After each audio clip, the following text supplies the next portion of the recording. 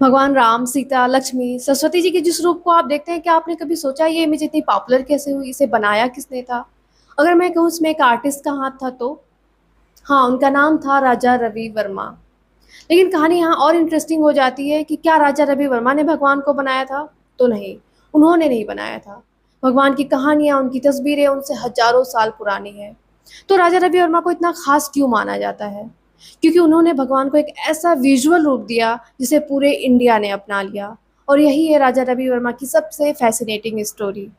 29 अप्रैल 1848 में केरला के किल्ली मनूर पैलेस में एक बच्चे का जन्म हुआ। नाम था रवि वर्मा। एक रॉयल फैमिली का लड़का। लेकिन उनकी दिलचस्पी तलवार, राजनीति, दरबार से ज़्यादा रंग और कैनवास में थी। बचपन में ही उनकी ड्राइंग्स और पेंटिंग्स देखकर लोग समझ गए थे कि इस बच्चे में कुछ तो अलग है। उस ज़माने में यूरोपियन स्टाइल सीखना आसान नहीं था। फिर राजा रवि वर्मा ने ट्रेडिशनल इंडियन आर्ट को देखा, यूरोपियन स्टाइल को सीखा और दोनों को मिक्स कर दिया। और यहीं से शुरू होती है इंडियन आर्ट की नई कहानी। सोचिए आप एक पेंटिंग देख रहे हैं, कैनवास पे एक वुमेन खड़ी है, उन्होंने साड़ी पहनी है, ज्वेलरी पहनी है, फेस पे इमोशंस हैं, आँख में एक्सप्रेशंस हैं और हाथ में वीणा है। आप तुरंत समझ जाते हैं सरस्वती जी। यही पावर थी राजा रवि वर्मा के पेंटिंग्स की। उन्होंने पौराणिक कैरेक्टर्स को, जो मैथोलॉजिकल कैरेक्टर्स हैं, उनको इतना रियलिस्टिक बनाया है।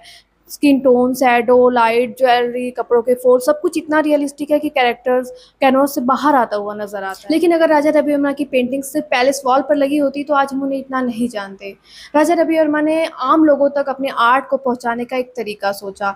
तरीका था प्रिंटिंग प्रेस।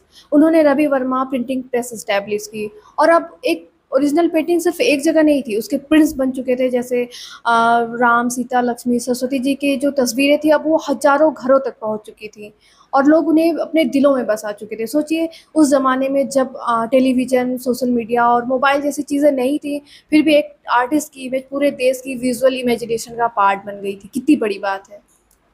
अब वापस आते हैं उस सवाल पे, क्या राजा रवि वर्मा ने भगवान को क्रिएट किया? तो बिल्कुल नहीं। उन्होंने भगवान को क्रिएट नहीं किया, उन्होंने भगवान के आर्टिस्टिक रिप्रेजेंटेशन को क्रिएट किया। और वो इमेज इतनी पॉपुलर हुई कि जनरेशंस तक लोगों के दिमाग में उन कैरेक्टर्स की इमेज उनके आर्ट वर्क से इन्फ्लुएंस होती रही। इसीलिए उन्होंने सिर्फ एक पेंटिंग नहीं बनाई, उन्होंने इंडिया के विजुअल मेमोरी का एक हिस्सा बना दिया। उनकी फेम इंडिया से बाहर भी पहुंची और उन्हें इंटरनेशनल एग्जीबिशन में रिकॉग्निशन भी मिला और रॉयल कोर्ट से कमीशंस भी मिले।